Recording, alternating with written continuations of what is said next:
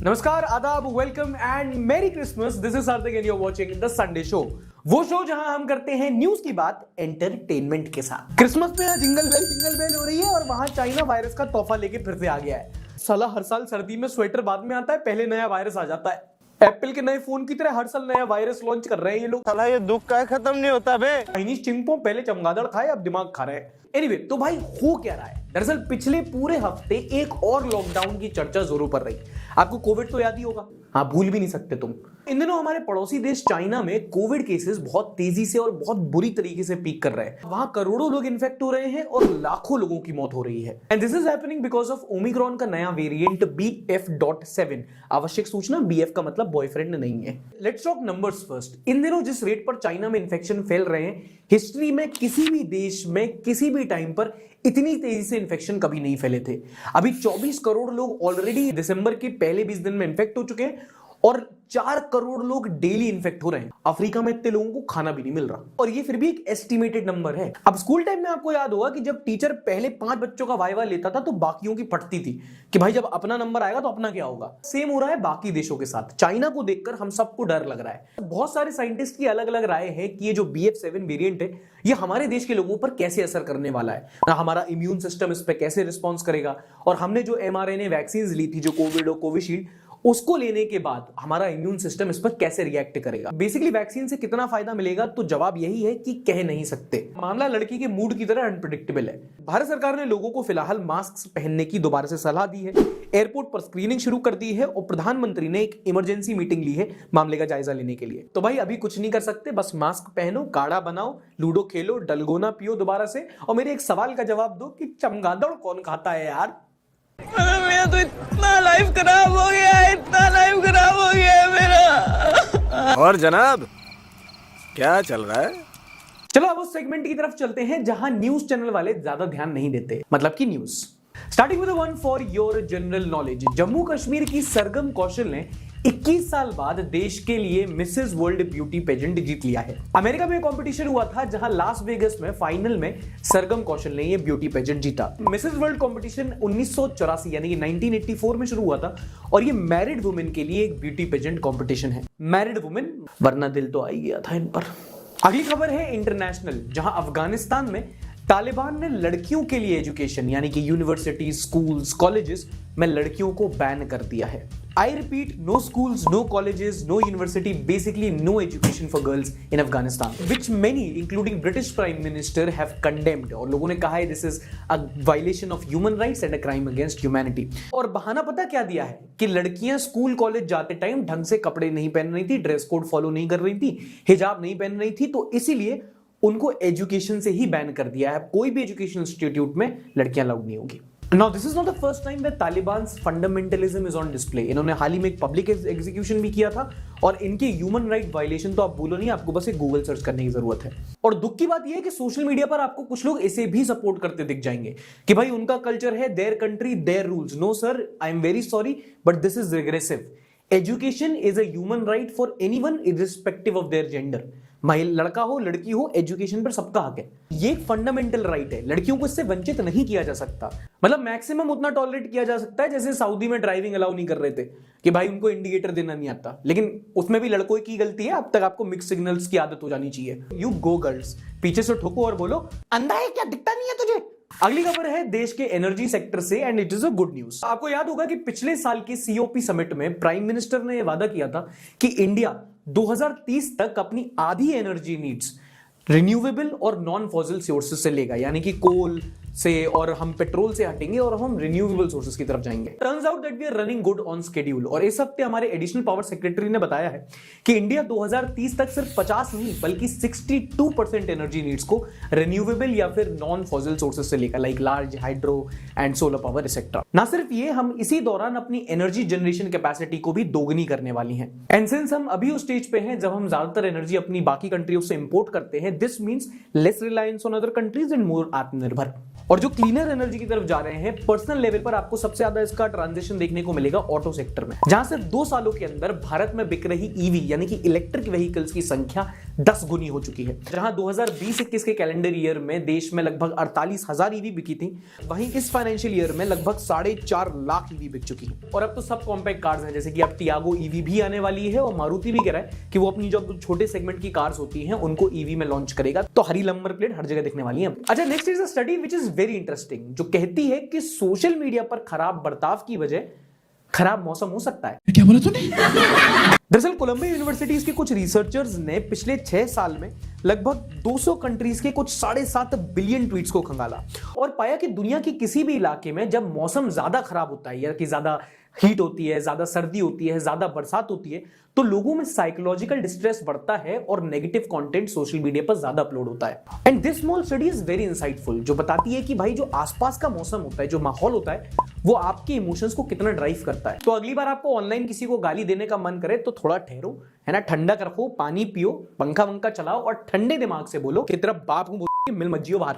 And the last news is from finance, जहां हम सब जानते हैं कि पिछले काफी टाइम से एक रिसेशन का माहौल बना हुआ है मार्केट में और काफी कंपनीज ले ऑफ करती जा रही हैं। और अब CMIE यानी कि centre for monitoring Indian economy ने एक डेटा रिलीज करके बताया है कि दिसंबर के महीने में जो देश का अनएम्प्लॉयमेंट रेट है यानी कि बेरोजगारी दर है, वो बढ़कर 9% हो चुका है, जो पेंडेमिक के टाइम से सबसे ज्यादा था। और इसकी कई वजह है, क्योंकि कंपनीज कॉस्ट कटिंग कर रही हैं तो ले ऑफ्स हो रहे हैं, और MSME अच्छा परफॉर्म नहीं कर रहे हैं, इसलिए भाई जॉब क्रिएशन भी उतनी नहीं हो रही है। और इसकी एक वजह ये भी है कि आजकल का यूथ ऑनलाइन वीडियोस बनाकर इन्फ्लुएंसर बनने में लगा हुआ है।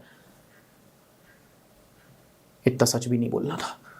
वाह क्या सीन है, वाह क्या सीन है।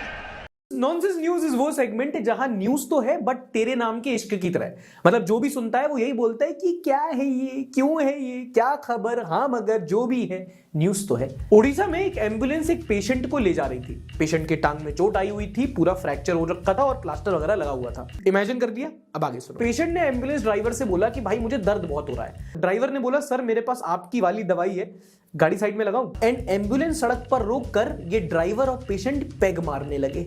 प्यार की राह में चलना मेन विल बी मेन। और फिर जब लोगों ने कन्फ्रंट किया कि भाई पेशेंट को दारू क्यों पिला रहे हो, तो ड्राइवर और पेशेंट ने एक स्वर में बोला कि दारू नहीं रे बाबा, दवाई है। बिहार में एक ब्रिज का शुभारंभ होने से पहले ही विसर्जन हो गया। माने कि बेगूसराय डिस्ट्रिक्ट में एक 13 करोड़ की लागत में बना ब्रिज इनॉग्रेट होने से पहले ही नदी में टूटकर गिर गया, एकदम बिहारियों की उम्मीदों की तरह। अब एक मजे की बात बताता हूं, 2 साल पहले गोपालगंज डिस्ट्रिक्ट में भी एक 250 करोड़ की लागत में ब्रिज बना था, जो इनॉग्रेशन के लगभग 1 महीने बाद ही टूटकर गिर गया था। उस टाइम पे नीतीश की सरकार थी, तेजस्वी अपोजिशन पे थे और उन्होंने खूब इनको सरकार को घेरा था कि भाई लूट मचा रखी है, जनता को बेवकूफ बनाया जा रहा है, करप्शन फैला रखा है। आज वही तेजस्वी नीतीश के साथ मिलकर सरकार चला रहे हैं और ट्वीट छोड़ो, मुंह से चू नहीं निकल रही। सबके सब चोर हैं साले। दिल्ली पुलिस ने हाल ही में मेसी गैंग को अरेस्ट किया। अर्जेंटीना की फुटबॉल टीम नहीं, ये है साकेत सेंट जर्मेन्स के स्टार। मोबाइल चोरों की एक टोली जो साउथ दिल्ली से मोबाइल बटुए वगैरह चुराती थी, और इसका जो गैंग लीडर था वो बहुत बड़ा फुटबॉल फैन था, खुद को मेसी बुलाता था और अपने पंटरों को मेसी गैंग। ये सब क्या देखना पड़ रहा है, अच्छा है मैं अंधा हूं। अब साउथ दिल्ली से चलते हैं नॉर्थ दिल्ली की तरफ। मुखर्जी नगर इलाका जो यूपीएससी एस्पायरेंट के लिए काफी फेमस है, वहां बहुत कोचिंगें चलती हैं। वहां एक चाय वाला था, उसने देखा कि यार ये यूपीएससी के बच्चों को बड़ी इज्जत मिलती है, लेकिन वो 8th पास था तो उसे पता था कि भाई आईपीएस तो नहीं बन सकते, हाँ बट आईपीएस इन्फ्लुएंसर तो बना ही जा सकता है। इसलिए उसने एक फेक आईपीएस ऑफिसर की आईडी बनाई, आईपीएस विकास यादव। यही नहीं, अभी और सुनिए। फिर इस भाई ने सरकारी अधिकारियों की गाड़ी के साथ फोटो खिंचाई और अपलोड कर दी, रैंडम बंगले की फोटो डाली, है ना, एक तिरंगे की फोटो डाल दी, और क्या चाहिए था, एटीट्यूड वो तो था ही। इसने एक फेक आईपीएस ऑफिसर की प्रोफाइल बना दी और लड़कियां इसे असली का आईपीएस ऑफिसर समझकर इश्क लड़ाने लगी, लोग इज्जत देने लगे और ये पैसे ठगने लगा। बेटा मौज कर दी, अरे वाह शेर हुआ तुम तो। और इसने करीब 50 लोगों को ठगा, किसी से शादी का वादा करके, किसी को धमकाकर, किसी को ये कहकर कि तुम्हें खुद आईपीएस बना दूंगा, और लोग बन गए। फिर बाद में जब एफआईआर हुई तो असली पुलिस ने नकली पुलिस को पकड़ा। सही खेल गया बेंच। तेलंगाना में एक लड़की को देर रात कुछ लड़कों ने आकर सड़क से किडनैप कर लिया। मामले की सीसीटीवी फुटेज सामने आई, काफी ज्यादा मसला क्रिएट हुआ, पुलिस छानबीन करने लगी, लेकिन कुछ ही दिन बाद उस लड़की की एक वीडियो सामने आई जहां वो अपने किडनैपर से शादी कर चुकी थी। दिमाग के घोड़े मत दौड़ाओ, कलयुग है। ये किडनैपर दरअसल इसका बॉयफ्रेंड था और ये किडनैप नहीं हुई थी, सोची समझी साजिश के तहत किडनैप हुई थी। ओए टिक्की, ओए चूना लगा दिया। ये किडनैपिंग इसकी वेडिंग प्लानिंग का हिस्सा था और रीजन ये दिया कि घर वाले राजी नहीं थे। अरे घर वाले राजी नहीं थे तो भाग के शादी की जा सकती थी, किडनैपिंग का ड्रामा क्यों किया? ऐसे ही सेक्सी लग रहा था। बड़े अच्छे लगते हैं। देखो, इस पॉजिटिव न्यूज की सेगमेंट में हम कई बार कुछ कम्युनिटी प्रैक्टिसेस, कुछ स्कूल में चल रही अवेयरनेस ड्राइव की या बिजनेस प्रोग्राम की बात करते रहते हैं, लेकिन क्या आपको पता है कि ऐसे ही प्रोग्राम की वजह से कई बार लोगों की जिंदगियां बच जाती हैं। मामला आया बंगाल से। हुआ यूं कि बंगाल के गोलार में एक स्कूल की 9th क्लास की बच्ची ने अचानक से स्कूल आना बंद कर दिया।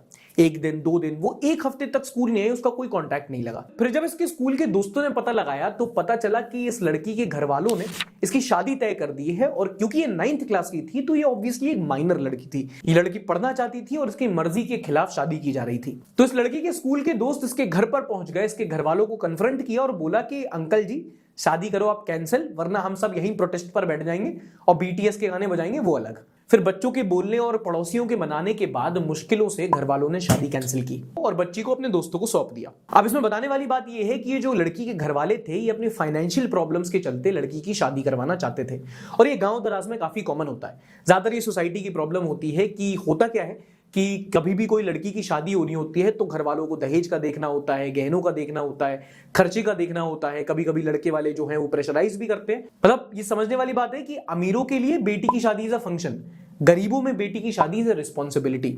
इसलिए ज्यादातर परिवार चाहते हैं कि वो जल्दी से जल्दी इस काम को खत्म करें। अब आपको रियलिटी बता रहा हूं, ये सामाजिक ज्ञान है, मतलब कुछ आइडियल नहीं है, एग्जाम वगैरह में मत लिखाना, बाद में मेरे को ब्लेम कर रहे हैं।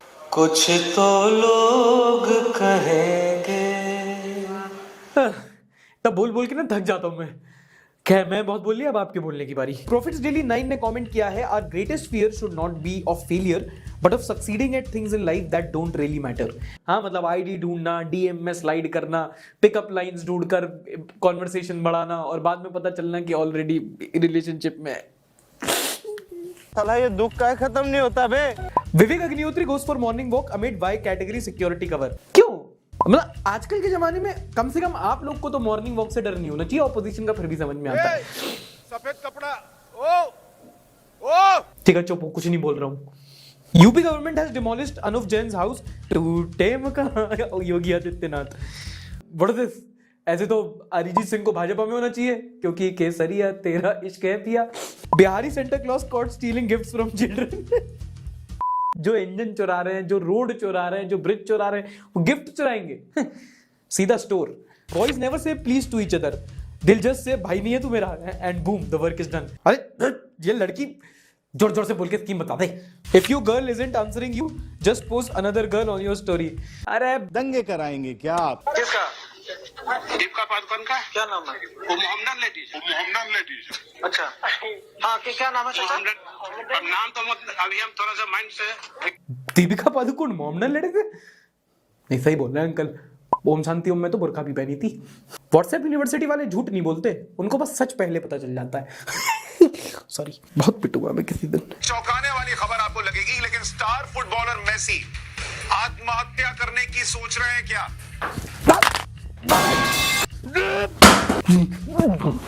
जहर कहाँ है? जहर कहाँ है? अरे में डाल दियो क्या जहर? हेलो सुशांत भाई, मैं मेसी का दोस्त बोल रहा हूँ, उसने सर्फ खा लिया है। मेसी, तुमसे बोला था ना गोट नहीं बनने का, तुमसे बोला था ना वर्ल्ड कप नहीं जीतने का, सब कुछ अचीव नहीं करने का। अब जीना का कोई मकसद ही नहीं बचा, सुसाइड तो करेगा ही। मैं किसी दिन पागल हो जाऊंगा। इससे पहले मैं पागल हो जाऊं, पढ़ते हैं अगले सेगमेंट की तरफ।